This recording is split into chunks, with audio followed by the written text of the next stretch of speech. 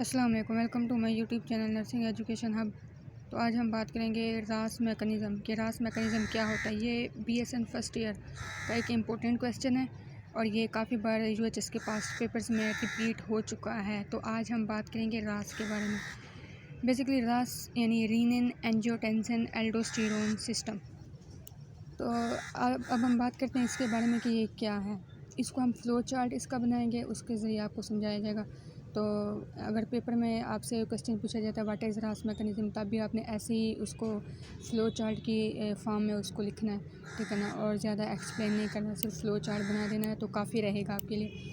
उसके अलावा अब हम बात करते हैं, जैसे हमारे जिस्म के अंदर ब्लड का वॉल्यूम कम होता है, यानी कि ब्लड प्रेशर कम होता है। सबसे पहले लो ब्लड प्रेशर, ठीक है ना। जब हमारे जिस्म के अंदर ब्लड प्रेशर कम हो जाता है तो ब्लड का वॉल्यूम कम हो जाएगा, ब्लड का वॉल्यूम कम हो जाएगा, क्योंकि लो ब्लड प्रेशर होगा तो ब्लड का वॉल्यूम भी कम हो जाएगा। जैसे कि ब्लड प्रेशर ज़्यादा होता है तो ब्लड वॉल्यूम भी ज़्यादा होता है, और ब्लड प्रेशर कम होगा तो ब्लड का वॉल्यूम भी कम होता है, क्योंकि जो कम ब्लड होता है वो ज़्यादा जो है ना सख्ती से ब्लड को पंप करता है और प्रेशर भी ज़्यादा पैदा होता है, ठीक है ना। जैसे ब्लड का वॉल्यूम कम होगा तो हमारे जो किडनीज़ हैं, किडनीज़ को सप्लाई कम जाएगी तो रीनल फ्लो भी कम हो जाएगा, यानी कि किडनीज़ का फ्लो भी कम हो जाएगा। तब ये रिस्पॉन्स करेंगी हमारी किडनीज़ रिलीज़ करेंगी रीनन। ये एक एंजाइम है, रीनन एंजाइम है। रीनन कब, जब ब्लड प्रेशर कम हो जाएगा, ब्लड वॉल्यूम कम हो जाएगा और रीनल फ्लो कम हो जाएगा, तब किडनीज रिस्पॉन्स करेंगी और रीनिन एंजाइम सिक्रीट करेंगी। रीनिन क्या करेगा आगे जाके, ये एंजियोटेंसिनोजिन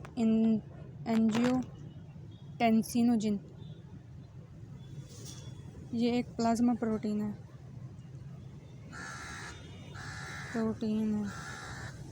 इसको ये कन्वर्ट, ये प्लाज्मा की एक प्रोटीन है, ठीक है ना। जैसे एमिनोग्लोबिलिन और एल्ब्यूमिन है, ये प्लाज्मा प्रोटीन्स है, वैसे ही एंजियोटेंसिनोजिन भी एक प्लाज्मा प्रोटीन है। इसको ये कन्वर्ट कर देगी एंजियोटेंसिन 1 में, और एंजियोटेंसिन 1 कन्वर्ट होगा एंजियोटेंसिन 2 में बाय ACE। किसे कहते हैं, एंजियोटेंसिन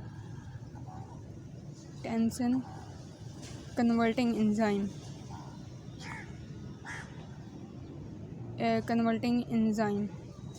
ये जो एंजाइम है ये हमारे किडनीज़ के अंदर पाया जाता है, किडनीज़ के अंदर, लंग्स के अंदर और बाकी टिश्यूज़ के अंदर भी ये पाया जाता है। तो एंजियोटेंसिन 1 एंजियोटेंसिन 2 में कन्वर्ट हो जाएगा ACE की मदद से। अब एंजियोटेंसिन 2 ये बेसिकली है वैज़ो कंस्ट्रिक्टर है, ये वैज़ो कंस्ट्रिक्टर है, यानी कि वैज़ो यानी वेज़ल्स यानी ब्लड वेज़ल्स को ये कंस्ट्रिक्ट कर देता है, ठीक है ना। उनको जो है ना इस तरह कंस्ट्रिक्ट कर देता है वेज़ल्स को। जब वेज़ल्स कंस्ट्रिक्ट हो जाएंगे और ब्लड का फ़्लो तेज़ हो जाएगा तो उससे ब्लड का प्रेशर बढ़ जाएगा। जब ब्लड का प्रेशर बढ़ेगा तो ये नॉर्मल मैकेनिज़्म, ठीक है ना, ये वापस से जो है ना हमारे ब्लड का प्रेशर बढ़ जाएगा, क्योंकि पहले ब्लड प्रेशर लो हो चुका था, अब ब्लड का प्रेशर बढ़ जाएगा। तो पहले तो ये है। अब रीनिन एंजियोटेंसिन हो गया, यानी इनका समझ आ गया कि रीनिन जो है ना ये किडनी से सिक्रीट होगा, और ये एंजियोटेंसिनोजिन प्लाज्मा प्रोटीन को एंजियोटेंसिन 1 में ACE की मदद से एंजियोटेंसिन 2 में कन्वर्ट कर देगा। और एंजियोटेंसिन 2 जो है ये वैज़ो कंस्ट्रिक्टर है, वेज़ल्स को कंस्ट्रिक्ट कर देता है, और जब वेज़ल्स कंस्ट्रिक्ट हो जाएंगी तो जो है ना उनका वॉल्यूम, जो ब्लड का फ़्लो तेज़ हो जाएगा, उससे ब्लड प्रेशर बढ़ जाएगा। और दूसरा सिस्टम इसका ये है।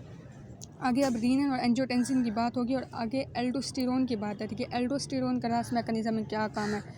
तो पहले तो ये जो एंजियोटेंसिन 2 था वैज़ो कंस्ट्रिक्टर, एंजियोटेंसिन 2, और ब्लड में पोटेशियम लेवल भी बढ़ चुका होता है।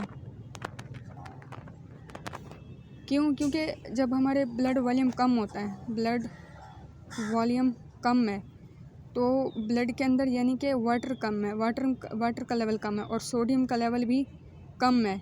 जब सोडियम कम है तो पोटेशियम ज़्यादा होगी। सोडियम और पोटेशियम जो है ना ये एक दूसरे के जो है ना इन्वर्सली प्रोपोर्शनल होती हैं, ठीक है ना। जैसे यानी कि अगर हमारे जिस्म के अंदर सोडियम का लेवल ज़्यादा है तो पोटेशियम का लेवल कम होगा, इस तरह। तो ब्लड में पोटेशियम का लेवल भी हाई है और एंजियोटेंसिन 2, ये दोनों मिलकर अब स्टिमुलेट करेंगी, किसको स्टिमुलेट करेंगी? हमारे एड्रिनल ग्लैंड को। एड्रिनल ग्लैंड्स, हमारा एड्रिनल ग्लैंड जो कि किडनीज़ के ऊपर पाया जाता है, ये दो डक्टलेस ग्लैंड्स होते हैं, जिसका एक जो है ना एड्रिनल कॉर्टेक्स और एड्रिनल मेडुला। जो मेडुला हो तो वो एपिनेफ्रिन और नॉर एपिनेफ्रिन बनाता है, और जो हमारे पास कॉर्टेक्स होता है वो ग्लूकोकोर्टिकॉइड और मिनरलोकोर्टिकॉइड बनाता है। अब जो मिनरलोकोर्टिकॉइड है, एक है वो मिनरलोकोर्टिकॉइड, इसमें मिनरल आ गया ना, मिनरलोकोर्टिकॉइड, तो ये जो है ना एल्डोस्टेरोन है, एल्डोस्टेरोन। अब एल्डोस्टेरोन स्टिमुलेट हो जाएगा, एल्डोस्टेरोन का लेवल बढ़ जाएगा। एल्डोस्टेरोन का काम क्या है? ये क्या करता है? वाटर और सोडियम की एब्जॉर्प्शन इंक्रीज़ कर देता है, एब्जॉर्प्शन इंक्रीज़ कर देता है, ठीक है ना। ये इंक्रीज़ हो जाएगी, जैसे वाटर और सोडियम की एब्जॉर्प्शन इंक्रीज़ हो जाएगी तो ब्लड वॉल्यूम इंक्रीज़ हो जाएगा। ब्लड वॉल्यूम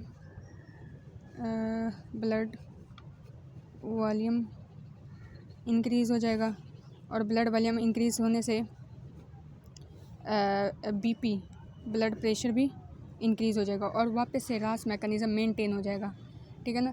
इसलिए ये इंपॉर्टेंट है। जब भी ये क्वेश्चन यूएचएस के पेपर में फिजियो में आता है तो आप लोगों ने इसको ऐसे ही फ्लो चार्ट की सूरत में जो है ना इसको अटैम्प्ट करना है। अगर आपको समझ नहीं आई तो आप दोबारा से यानी कि इसको जो है ना देख सकते हैं। रीनल एंजियोटेंसिन एल्डोस्टेरोन सिस्टम का मैं आपको दोबारा से समझा देती हूँ कि जैसे हमारे जिस्म के अंदर ब्लड का प्रेशर कम होगा, ब्लड वॉल्यूम कम होगा, रीनल फ्लो कम हो जाएगा, किडनीज़ तक फ्लो कम जाएगा, किडनीज़ रिलीज़ करेंगी रीनल एंजाइम जो एंजियोटेंसिनोजिन प्लाज्मा प्रोटीन को कन्वर्ट कर देगा एंजियोटेंसिन 1 में। फिर एंजियोटेंसिन 1 कन्वर्ट हो जाएगा एंजियोटेंसिन 2 में, ACE एंजियोटेंसिन कन्वर्टिंग एंजाइम की मदद से, जो किडनीज़, लंग्स और बाकी टिश्यूज़ में पाया जाता है। जो ये ACE2 है, ये वेंसो कंस्ट्रिक्टर है, वेसल्स को कंस्ट्रिक्ट कर देता है और ब्लड प्रेशर इंक्रीज़ करवा देता है। आगे काम आता है एल्डोस्टेरोन का। तो एंजियोटेंसिन 2 और ब्लड का पोटेशियम लेवल जब हाई होता है तो ये स्टिमुलेट कर देते हैं हमारे एड्रिनल ग्लैंड्स को, जो मिनरलोकोर्टिकॉइड एल्डोस्टेरोन को रिलीज़ करवाता है। एल्डोस्टेरोन क्या करवाता है? वाटर और सोडियम की एब्जॉर्प्शन करवाता है। जब वाटर और सोडियम हमारे जिस्म के अंदर ज़्यादा आ जाएगा तो ब्लड वॉल्यूम इंक्रीज़ हो जाएगा, ब्लड वॉल्यूम इंक्रीज़ होगा तो हमारा बीपी भी इंक्रीज़ हो जाएगा। तो उम्मीद है कि आप लोगों को समझ आ चुकी होगी। इसी तरह ही अगर आपको कोई और यानी कि इम्पोर्टेंट टॉपिक्स समझ नहीं आते BSN के, तो आप लोग जो है ना आप हमें बता सकते हैं, हम उसके लेक्चर्स भी प्रोवाइड करेंगे। उसके अलावा हमारे चैनल को सब्सक्राइब करें ताकि आपको जो है ना और भी लेक्चर्स मिलते रहें। Thank you.